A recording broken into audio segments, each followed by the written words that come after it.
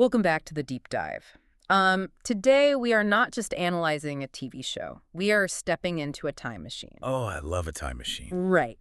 So I want you to picture the world in September 1986. Hang on there. Top Gun is just completely dominating the box office. Yeah. The Bangles are on the radio, walking like Egyptians. That classic. And shoulder pads are massive. I mean, they are structural engineering marvels at this point. They really were. It was definitely a time of excess, for sure. Yeah, but specifically, we are looking at a cultural ritual from that era, Thursday nights. Right. If you were alive and anywhere near a television set in America in 1986, you weren't surfing channels. No, you definitely weren't. You couldn't, really. Exactly. You were parked on NBC. Yeah. That was the absolute center of the universe. We're talking about the must-see TV era, but specifically today, we are cracking open the case file on Season 5 of Cheers. Yeah. Now, I know what some of you listening might be thinking. Oh, Cheers, that's that old show my dad likes where they yell, Norm! Right? The sitcom with the bar. But looking at the massive stack of research we have for today, Season 5 isn't just a collection of bar jokes. It's arguably the most high-stakes, pivotal season in the history of the sitcom format. I really don't think that's hyperbole, honestly. You don't? No, not at all. Because if you study television history, most shows have a very predictable shelf life. Mm-hmm. They hit a peak, they decline, and then they kind of just fade away into syndication. Right, they run out of steam. Exactly. But Season 5 of Cheers is the exact moment where the show looked death right in the face and decided to reinvent itself instead. Wow. This is the season that ends the defining will they, won't they relationship of the entire decade. Sam Malone and Diane Chambers. Sam and Diane, yes. And it's the season that marks the departure of Shelley Long. Which was huge. It was massive, and we're going to get into the real nitty-gritty of that decision because it wasn't just an actor quitting to do movies. It fundamentally changed the DNA of the whole production. It did. And the mission for this deep dive is to explore exactly how a show transitions from a romantic comedy focused on two people. A two-hander. Right, a two-hander into a true ensemble powerhouse. Yeah. We're going to unpack all the production secrets, including the fact that they actually filmed fake alternate endings to trick the studio audience. Which is just wild to think about for a sitcom in the 80s. It really is. Yeah. And of course, we are going to deeply analyze the specific narrative arc that led to Diane leaving Boston forever. We have so much ground to cover, but we have to start with the cliffhanger. Oh, the cliffhanger. I mean, talk about leaving people hanging. Season 4 ends. Sam Malone, the ultimate playboy bartender, picks up the phone and makes a call proposing marriage. Yes. But the camera cuts out before we see who he's calling. It was excruciating. Was it the politician, Janet Eldridge? Or was it his intellectual sparring partner, Diane? It sounds so quaint now, right? In the era of streaming where you can just click next episode to find out what happens. Yeah, you just wait 5 seconds. But you have to understand the absolute torture of the summer of 1986. People had to wait months and months to find out who was on the other end of that phone. That is agonizing. So let's set the stage properly for this. Before we get to the heartbreak and the comedy of the season, we need to talk about the juggernaut that was NBC at the time. We really do. Because you cannot separate Cheers Season 5 from the lineup it lived in. The best night of television. That's what they called it. The schedule was incredible. You had The Cosby Show kicking things off at 8:00, Okay. Family Ties at 8:30, Cheers at 9:00, Night Court at 9:30. Wow. And then Hill Street Blues, which later swapped out with L.A. Law at 10:00. That is just a murderer's row of television. Oh, it was unbeatable. I mean, The Cosby Show alone was pulling numbers that modern TV executives would literally kill for. Absolutely. And there's this concept in TV programming called the lead-in. Right. Cheers benefited heavily from the millions of people who were already tuned in for Cosby and Family Ties. They just left the TV on. Sure, you're already on the couch. But here is the crucial data point for Season 5 specifically. This is the year Cheers stopped just drafting off that lead-in and became an absolute monster in its own right. I was looking at the ratings data you pulled for this deep dive, and the numbers are almost hard to comprehend in our current media landscape. They really are. By April 22, 1987, Cheers was sitting in 3rd place overall in the Nielsen ratings. 3rd place in the entire country. Let's break down what that actually means, because the metric system for TV has changed so drastically. Please do. So Cheers had an average rating of 27.2. Okay. A rating point represents a percentage of total TV households in the country. So a 27.2 means approximately 23.8 million households were tuned in. 23.8 million. And that's not people. That's households. So if you figure an average of, 2 or 3 people per household sitting around the TV. Exactly. You're talking 50, maybe 60 million people watching Sam Malone pour a beer at the same time. Yes. And then you look at the share, which was a 41. What does the share mean exactly? The share is the percentage of televisions that are currently turned on and in use that are tuned to your specific program. Oh, wow. So a 41 share means that if you walk down a street in America on a Thursday night in 1987 and just looked in people's windows, 4 out of every 10 TVs were playing Cheers. 4 out of 10. That is Super Bowl territory. It really is. It's a true monoculture moment. We don't really have that anymore outside of live sports or maybe a massive finale. Yeah, everyone was watching the exact same thing. And obviously when you have that kind of rapt attention, the advertising revenue just explodes. I bet. We have a report in the sources from October 1986 noting that a single 30-second commercial break during Cheers was generating $230,000 in revenue. In 1986 money, I don't even want to do the inflation math on that. It'll make me depressed. That's millions. But it shows the stakes. NBC could not afford to mess this up. And the audience investment was terrifyingly high. It really was. There's actually a great anecdote in the research about a telephone survey conducted just before the season 5 premiere. Oh, right, the hotline. Yeah, they set up this 1-900 hotline and asked fans to vote on the cliffhanger. Yeah. Who did Sam call? Janet or Diane? I just love that people actually paid for a long-distance phone call to vote on a fictional bartender's love life. It shows the absolute engagement of the era, and the results were incredibly telling. What were they? Nearly 140 callers voted for Diane. Okay. Only about 60 voted for Janet. Wow, so it wasn't even close. Not at all. The audience was basically screaming through their phones, "We want the romance. We want Sam and Diane." Which puts the writers in a really difficult position, doesn't it? Oh, an impossible position. Because if you give the audience exactly what they want, a happily ever after, the tension is completely gone. The show might become boring. Right. But if you deny them what they voted for, they might revolt and stop watching. That is the tightrope walk of season 5. And it begins right away with the resolution of that cliffhanger in episode 1, which is titled The Proposal. So what happens? We find out Sam called Diane. Okay, so the fans get what they want. He called her. But this is Cheers, so it can't be that simple, right? No. Diane actually says no. Wait, hold on. I have to play devil's advocate here for a second. Go for it. Diane has been pining for Sam in her own weird, high-strung way for 4 years. She's jealous of every single woman he looks at. He finally proposes, and she says no.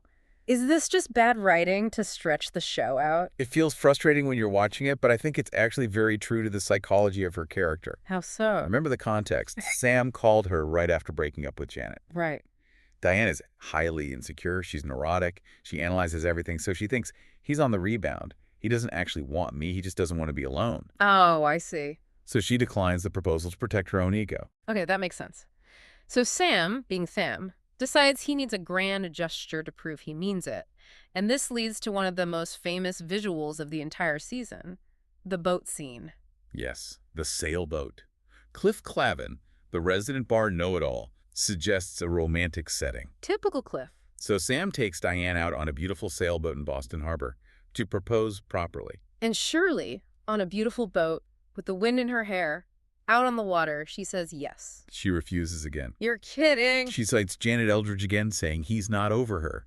And this is where the famous physical comedy of the show kicks in. What does Sam do? Sam is so furious, so completely done with her constant rejection, that he hops into the tiny emergency dinghy and just rows away. Leaving her stranded on the sailboat? Leaving her completely stranded in the middle of the harbor. That is incredible. It's a perfect visual metaphor for their relationship at that point. They're literally adrift. And then we get the flip-flop. Because they can never be on the exact same page at the exact same time. Sure. Days later, Diane realizes she made a huge mistake. She goes back to Sam. She essentially says, "Okay, I'm ready. Ask me again." And Sam says no. He rejects her. He tells her the proposal has expired. Like a carton of milk at the back of the fridge. Sorry, past the sell-by date. Exactly. It's a total defense mechanism on his part. But this dynamic, Sam chases, Diane runs, Diane chases, Sam runs, it really defines the entire first half of the season. It's a dance of dysfunction. That's a great way to put it. It feels like the writers were really trying to exhaust every possible angle of why these two shouldn't be together, almost to prepare the audience for the eventual end. Yes, they were laying the groundwork. There's a mid-season arc that I found particularly wild in the notes, the episode Chambers versus Malone. Oh, this is a very pivotal one. It starts with Diane being absolutely convinced Sam is going to propose again. But he doesn't. He doesn't. He holds out. But eventually he breaks down and does propose, and guess what? She says no again. At this point, I would have thrown her out of the bar permanently. Sam essentially tries to do just that. He chases her out, she trips and falls, and she ends up in a neck brace. Oh, boy. And then, in a twist that is just pure sitcom logic, she takes him to court. Over a fall. Wait, and a judge gets involved in their engagement? Yes. The judge looks at this chaotic, shouting, messy couple in his courtroom and basically compels Sam to propose to her right there on the record. Are you serious? And Diane accepts the proposal, mostly just to keep Sam from going to jail for assault or negligence regarding the fall. Well, nothing screams eternal love quite like a court-ordered proposal to avoid incarceration. It's the absolute antithesis of romance, and I think that's exactly the writer's point. They're showing us it's doomed. Right. They're showing the audience that this union is completely forced. Yeah. It might be legally binding in that moment, but it's not organic. It's toxic. And then we have The Ring Debacle, the episode Diamond Sam. This story really highlights the class difference between them that was always the engine of the show's conflict. It does. It really brings it to the forefront. Sam agrees to buy her an engagement ring, and the price tag is $5,200. Wow. In 1987, that is a massive amount of money for a bartender, even one who technically owns the joint. I actually checked an inflation calculator for this. That's like spending $14,000 or $15,000 today. Exactly. And Sam, being a bit cheap and always knowing a guy who knows a guy, tries to cut some corners. Classic Sam. He buys a knockoff ring from a shady friend of Norm's for $1,200 instead. The classic, it fell off a truck discount. Right. But, and this is actually really important for Sam's character growth over the seasons, he feels guilty about it. His conscience kicks in. It does. His conscience gets the better of him. He secretly switches the fake ring back for the real expensive one. But Diane doesn't know he switched it back. No, she doesn't. She finds out about the original deception. She thinks the ring currently on her finger is the $1,200 fake. Oh, no. So in a fit of high-class, self-righteous rage, she throws it right out the car window. She throws a $5,200 ring out the window onto the highway. Yes. And the look on Sam's face. Yeah. It's not just comedy in that moment. It's genuine pain. I bet. It's his financial ruin literally flying out onto the asphalt. All of this chaos, the court cases, the lost rings, the fighting, it's all leading to the season finale. The big one. The episode titled Adieu. Now, looking back, that title is a massive spoiler. It really is, isn't it? But at the time, people genuinely thought this was it. They thought they were tying the knot. The wedding is actually happening in the episode. They're at the altar, essentially. But the writers needed a powerful catalyst to stop it from going through. So they brought back the original villain. Exactly. Sumner Sloan. For listeners who haven't memorized the pilot episode from years prior, Sumner Sloan is Diane's ex-fiancé. Right. He's the stuffy literature professor who brought her to the bar in episode 1 and then completely abandoned her there to go run off with his ex-wife. So his return is perfectly symmetrical. He started the entire series, and now he's here to end this chapter of it. He brings a deus ex machina with him. He tells Diane that a very prominent publisher is impressed with one of her manuscripts. A lifeline to her old dreams. But he gives her a harsh warning along with it. He says, if you marry Sam, you will become a barfly. You will never finish this book. You will lose your brilliance. It's the cruelest thing he could possibly say to her, but is he wrong? That's the real tragedy of the scene. He might not be wrong. And this is where Sam Malone really surprises us as an audience. What does he do? Throughout the series, Sam has been selfish, he's been womanizing, and often very shallow. But in this specific moment at the altar, he sees the look in Diane's eyes. He knows her too well. He sees that she actually wants to finish the book more than she wants the marriage. And he makes the agonizing decision for her. He does. He completely takes the burden off her shoulders. He persuades her to cancel the wedding. He tells her to go pursue her dream. It is a moment of genuine, heartbreaking selflessness from a character not known for it. He lets her go because he loves her enough to want her to be happy, even if it's not with him. And Diane makes a promise as she leaves. She says, I'll be back in 6 months. I'll be back in 6 months. It is one of the most famous lies in TV history. It gives me chills just thinking about it. Sam says, "Have a good life," under his breath as she walks out the door. Yeah. He knows she's not coming back. Right. We know she's not coming back. It's absolutely devastating. But let's peel back the curtain a bit here. This narrative arc wasn't just a purely creative choice by the writers, it was a production necessity. Oh, absolutely. We need to talk about Shelley Long. Right. This wasn't a case of the writers getting bored with the character of Diane or feeling the romance had run its course. Shelley Long herself wanted to leave the show. When did she decide this? She announced her plans way back in January 1986. Wow, so before season 5 even finished, let alone season 6. Exactly.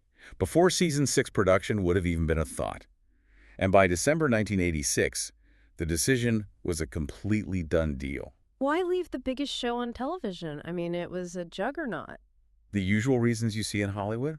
She wanted to concentrate on her film career. Right. She had movies like Troop Beverly Hills and Outrageous Fortune coming up, and she also wanted to focus more on her family. The network sitcom grind is really demanding. Contrast that with Ted Danson's situation. Complete opposite.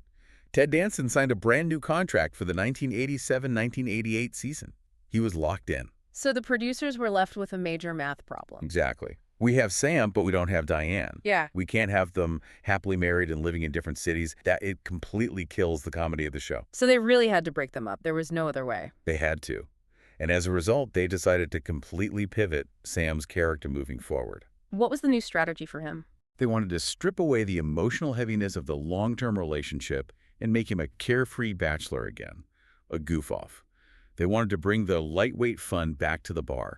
And obviously they had to start searching for a replacement female lead, someone who looked and felt very different from Shelley Long. Right, which eventually leads to Kirstie Alley, but that's a whole different story. Now, I really want to get into the security measures surrounding this finale because this sounds like something straight out of a spy novel. It really does. We hear about Marvel filming fake scenes today to avoid script leaks on Reddit or Twitter, but Cheers was doing this in 1987. They were intensely paranoid about leaks. They knew that if the real ending leaked, the fact that Diane actually leaves Sam at the altar, it would completely ruin the suspense and potentially hurt the ratings. So what do? They filmed 3 entirely different endings for Adieu, right in front of the live studio audience. 3. Walk me through them. Okay, ending number 1. Sam and Diane actually get married. They went through with it. They say the vows, they kiss, the crowd goes wild, the audience cheers. Imagine being in that studio audience, right, thinking you just saw television history, and then watching the show months later at home and seeing a totally different ending air. It must have been so confusing. Then, ending number 2 was the real one. She accepts the offer to finish the novel and leaves the bar. And the third? There was a third ending film that remains unrevealed to this day. Rumor has it, it was just a very vague cliffhanger to keep everyone guessing. Did anyone ever see that fake wedding footage? The one where they actually tie the knot? It sat hidden in a vault for over a decade. It finally aired in 1998 on a special hosted by Fox. That is so cool. But just think about the sheer cost and effort to script, block, rehearse, and film a fake wedding just to keep a secret from the press. That is next-level dedication to the story.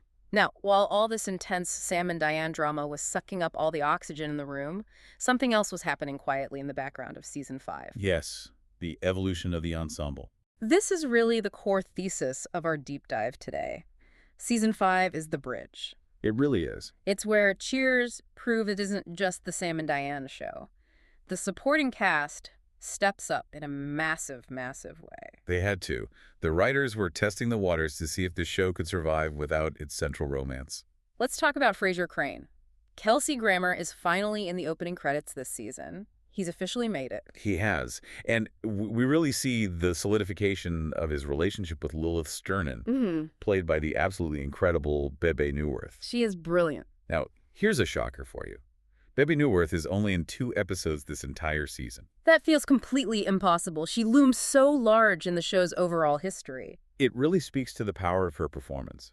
The episode Abnormal Psychology is an absolute masterclass in comedic acting. Remind me what happens in that one. Frasier and Lilith go on a television talk show to debate psychiatric theories. But it's not really an academic debate, is it? No, it's entirely foreplay. They are using this incredibly dense, dry academic jargon, but the subtext is purely sexual. They start playing footsie under the table while aggressively discussing Freud on live TV. And then Frasier takes her home. He does. Lilith literally lets her hair down. And in this season, despite her very limited screen time, they actually become engaged and move in together. That's a huge step for his character. It gave Frasier a real life outside of just being the pretentious guy Diane dumped at the altar in season 3. It made him a fully realized, independent character. And then we have Carla Tortelli. She finally gets a love interest who fits her perfectly. Eddie LeBec, the French-Canadian goalie for the Boston Bruins. It's such a hyper-specific Boston trope, but it works perfectly for her. It works because it taps directly into Carla's deep-seated superstition. Yeah. In the episode Never Love a Goalie, Carla becomes completely convinced she has a jinx on him. Why? Every single time she dates him or goes to a game, the Bruins lose. So she breaks up with him for the good of the hockey team. Exactly. Yeah. It shows her true priorities. Her loyalty is to the Bruins first, and romance is a distant second. That is so funny. But they reconcile when he finally breaks his losing streak and wins a game. It's a great arc because it gave Rhea Perlman something vulnerable to do besides just standing around insulting people. Speaking of Carla, we have to talk about the House of Horrors episode. Oh, this is such a great B-plot. Okay. Carla buys a house that is suspiciously cheap. Always a red flag. Right. She soon finds out it was built directly on top of a 17th century prison graveyard. Ookie. The walls shake violently, bright lights flash through the windows at night. She naturally thinks it's poltergeists punishing her. Of course she does. But then she finds out the mundane truth. The house is just located directly under the very low flight path of Logan Airport. And her reaction to that news is just priceless. Most normal people would be devastated by the noise pollution, but Carla is immensely relieved. She screams, "It's just a 747. She doesn't mind the deafening noise at all. She just didn't want ghosts in her house. It's a perfect specific character beat. Now, what about the guys holding down the end of the bar? Cliff and Norm. They are essentially the Greek chorus of the show. In season 5, we see the writers really experimenting with giving them more agency in their own storylines. Like Norm's business venture. Yes. Norm tries to start a business called Tan and Wash. A laundromat and tanning salon combined into one storefront. It's a terrible, terrible idea, and it collapses. Literally collapses. The roof caves in, right. The roof caves in from heavy snow because Norm, being Norm, didn't bother to secure insurance. Oh, Norm. It reinforces the core truth of his character. Norm is lovable, but he is fundamentally a loser in the outside business world. He truly belongs safely on that bar stool. And Cliff has his own disaster this season in an episode called Dog Bites Cliff. He meets a woman named Madeline Keith. He thinks he's found true love. But there's a catch. There's always a catch with Cliff. It turns out she's only dating him to butter him up and trick him into signing a legal liability waiver. Because her dog bit him. Exactly. It's incredibly cynical, but it's very funny. It cements their roles on the show. They are the constants. While Sam and Diane have this operatic, high-stakes romantic drama, Cliff and Norm are dealing with minor dog bites and terrible business investments. It really grounds the show in everyday reality. We also have to mention Woody Boyd. Woody Harrelson had a real-life incident that completely bled into the production, didn't he? He did. Woody Harrelson actually broke his arm in real life while practicing for the Toyota Grand Prix celebrity race. A legit car crash. A legit car crash. So he shows up to the set to film with his arm in a giant cast. And the writers just rolled with it. They had no choice. In the episode One Last Fling, Woody has a cast. When the other characters ask him about it, he just waves it off and says he has a tiresome story about it. Which is a great meta joke. It was a total meta wink to the audience who probably already read about his real-life car crash in the tabloids that week. I want to zoom in on one specific episode that I think proves the ensemble theory better than any other piece of evidence. Episode 9, Thanksgiving Orphans. Oh, yes. Yeah. If you are teaching a college class on sitcom writing, this episode is on the syllabus. The premise is incredibly simple. It's Thanksgiving Day. None of the lonely hearts at the bar have anywhere else to go. Right. So they all decide to crash at Carla's new house. It takes the characters entirely out of the bar, which is always a risky move for a workplace sitcom, and puts them in a claustrophobic pressure cooker. And everything goes wrong. Everything. The food is a disaster. Yeah. Norm's giant turkey is completely frozen solid. The house is freezing cold. And Diane shows up uninvited, of course, dressed head to toe as a pilgrim. Because of course she does. And she forces these hungry, cranky people to do a traditional long-winded Thanksgiving prayer. It's unbearable. The tension just builds and builds. Everyone is starving, freezing, and annoyed with each other. And then it finally explodes. It explodes into one of the most famous, chaotic food fights in television history.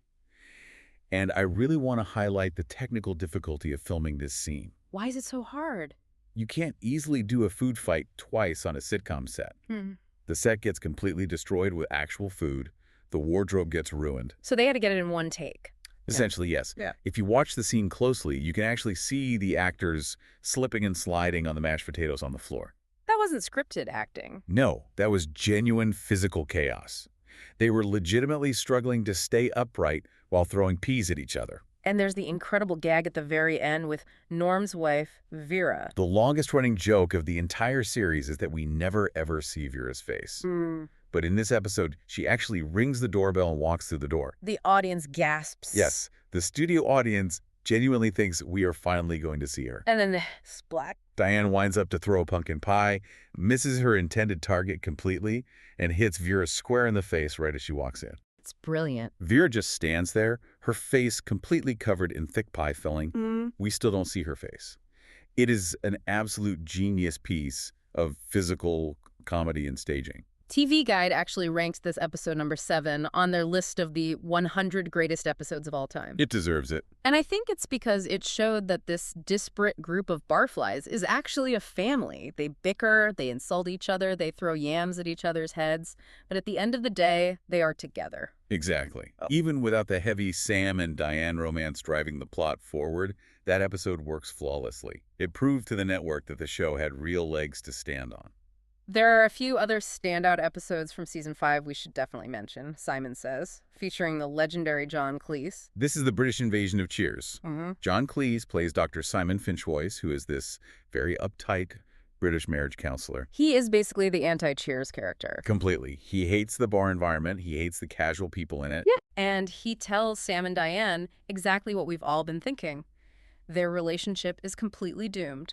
He is the ultimate voice of reason. He observes them for a bit, looks at them dead in the eye, and says, "You two are a disaster. You shouldn't be together." But they don't accept that. No.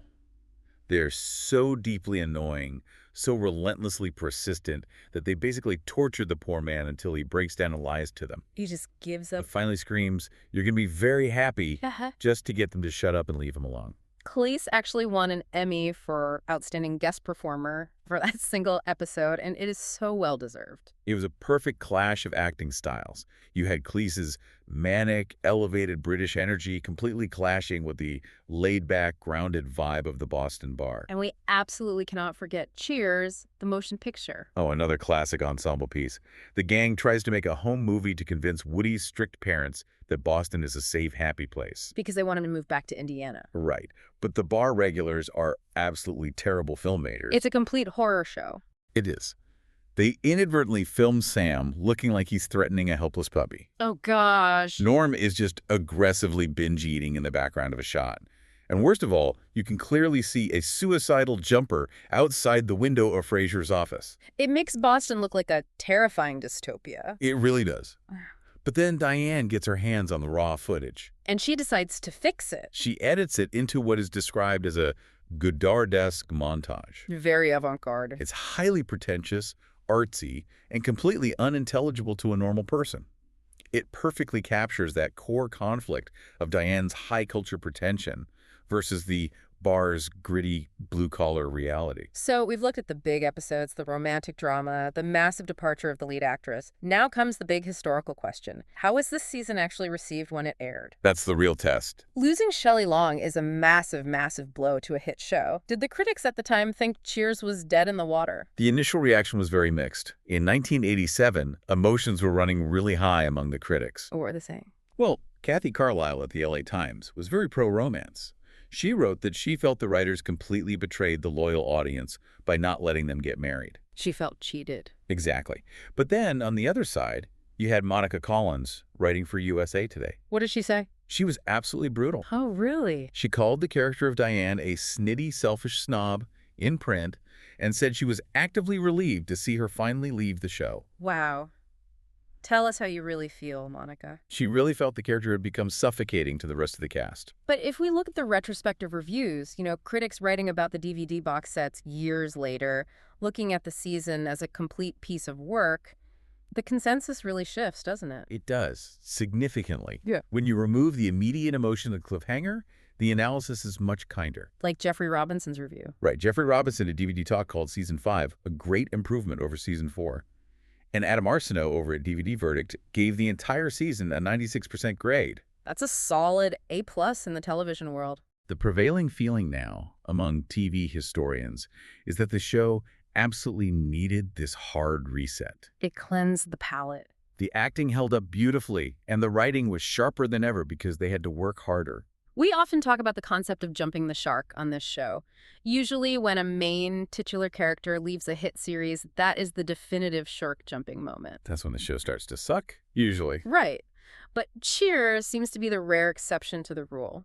By pivoting hard to the ensemble format and by bringing in Kirstie Alley in Season 6, which is a massive topic we'll cover another day, they managed to not just survive, but stay in the top 10 ratings for years and years. Season 5 was the bridge. It safely took us from the two-hander Sam and Diane show to the sprawling ensemble Cheers show we remember today. Absolutely. It was the painful growing pains necessary for the show's incredible longevity. Without a doubt. Well, before we wrap up today's deep dive, I have a little piece of weird production trivia that I stumbled upon in the notes, and it feels like a glitch in the Matrix. Oh, I love these weird little details. What is it? Okay, so there is an episode late in Season 5 titled The Godfather Part 3. Okay, sure. But if you look at the calendar, this episode aired in March of 1987. Right. The actual Francis Ford Coppola movie, The Godfather Part 3, wasn't released in theaters until 1990. That is bizarre. The sitcom writers were acting as unintentional prophets. Either that, or maybe Francis Ford Coppola was just a huge Cheers fan on Thursday nights and got the title idea from them. I choose to believe that version of history. It's much funnier. We may never know the truth. All right, as we finally close the book on the chaotic, brilliant Season 5, I want to leave you listening with a provocative thought to mull over. Let's hear it. We know for a fact they filmed that secret alternate ending where Sam and Diane actually got married at the altar. The happily ever after cuts sitting in the vault. Right. If they had aired that version, if Shelley Long had decided to stay on the show, would Cheers have survived another 6 seasons? It's the ultimate television what if. Would it have worked? There is an old saying in comedy writing rooms. Happiness is the enemy of funny. Right. Conflict is comedy. Think about a happy, settled, married Sam and Diane just dealing with mundane domestic issues in the bar. That sounds like a completely different show. And honestly, maybe a boring show. So the heartbreak we saw was actually the fuel keeping the engine running. I firmly think so. The pain of the breakup kept the hunger alive. It allowed Sam to be the rogue Sam again. And crucially, it allowed the amazing ensemble cast the room they needed to breathe and grow. It was necessary pain. Painful as it was for the hardcore shippers in 1987, I think losing Diane saved the series. A tough pill to swallow for the romantics out there, but very hard to argue with the history books and the ratings that followed. Thank you so much for joining us on this deep dive into the absolute pivot point of 80s television. It was an absolute pleasure talking about it. We'll see you next time at the bar. Cheers.